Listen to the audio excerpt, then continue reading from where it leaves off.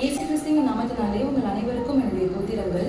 இந்த வாரம் முழுக்க நிறைய வேதாகம பெண்மணிகளை பற்றி நீங்கள் பார்த்துருப்பீங்க. அதில் ஏவாளை பற்றி நம்ம பார்க்கும்போது நிறைய சிறப்பு அம்சங்கள் அவங்களுக்கு இருக்குது. இந்த உலகத்தின் முதல் பெண்மணி அவங்க தான். அதே போல் இந்த உலகத்தின் முதல் தாய், the first mother of the whole world. இந்த உலகத்தை படைச்சதுலேருந்து இருக்கிற முதல் தாய் ஏவாள் தான். இந்த உலகத்தின் முதல் மனைவி யாருன்னு பார்த்தீங்கன்னா ஏவாள் தான். இந்த உலகத்தில் முதல்ல உருவாக்கப்பட்டு, அதாவது பாவம் இல்லாமல் பிறந்த ஒரு ஸ்திரீ அப்படின்னா அது ஏவாள் தான். அடுத்தபடியாக இந்த உலகத்தின் முதல் சௌந்தரியமான பெண்மணி அப்படின்னு பார்த்தீங்கன்னா அது ஏவாள். இத்தனை சிறப்பம்சங்களையும் ஏவாளுக்கு இருக்கு.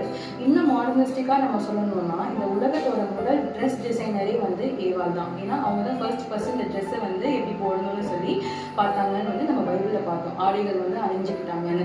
ஸோ இந்த உலகத்தோட முதல் ட்ரெஸ் டிசைனரே ஏவாள் தான். இத்தனை சிறப்பம்சங்களும் ஏவாளுக்கு இருக்கு. அது மாதிரி நம்ம வேதாகமத்துல ஏவாளுக்கு முக்கியமா 3 பெயர்கள் குறிப்பிடுறாங்க. முதல் பெயர் என்னன்னு பார்த்தீங்கன்னா மனுஷி.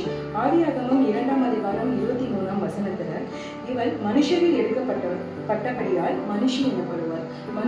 மனுஷரிலிருந்து எடுக்கப்பட்டபடியால் மனுஷி எனப்படுவாள். அதாவது மனுஷி என்ற பெயர் எல்லா பெயர்களை விடையும் ரொம்ப சிறப்பானது. ஏன்னு பார்த்தீங்கன்னா ஒரு தனி வர்க்கத்தை அது குறிப்பிடுது. It is depicting a particular gender. Female அப்படிங்கிற ஜெண்டரை அங்கே நம்ம குறிப்பிடப்படுது மனுஷி அப்படிங்கிற பெயர் மூலமா. அடுத்தபடியாக மனுஷனுக்கு நிகரான ஒரு பெண், அதாவது மனுஷன் அதனுடைய ஈக்குவலான ஒரு பர்சன், ஒரு ஜெண்டர் இருக்கும் அப்படின்னா அது கண்டிப்பாக மனுஷியாக தான் இருக்க முடியும்.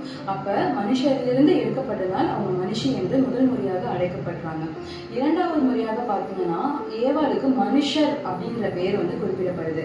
எப்படின்னு பார்த்தீங்கன்னா ஆதியாகமம் 5ஆம் அதிகாரம் 2ஆம் வசனத்துல ஆணும் பெண்ணுமாக சிருஷ்டித்து அவர்களுக்கு மனுஷர் என்று பெயரிட்டார். ஆணோடு சேர்ந்து பெண்ணுக்கும் மனுஷர் என்ற பெயர் அங்க குறிப்பிடப்படுது. இதுல இருந்து என்ன தெரியுது? மனுஷனானவன் தன் மனைவியோடு சேர்ந்து இருப்பான், அவர்களை பிரிக்க முடியாது அப்படிங்கிற ஒரு சிறப்பான ஒரு நிகழ்ச்சி நம்மளுக்கு தெரிய வருது. இயேசு சுவாமியினுடைய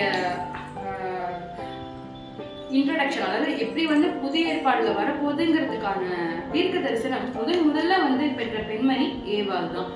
இது மாதிரி ஆதாமுக்குள் மரித்த நாம் இயேசு கிறிஸ்துவுக்குள் உயிர் தருவோம் என்ற நம்பிக்கை நமக்கு எப்போதும் கொடுக்கிறது.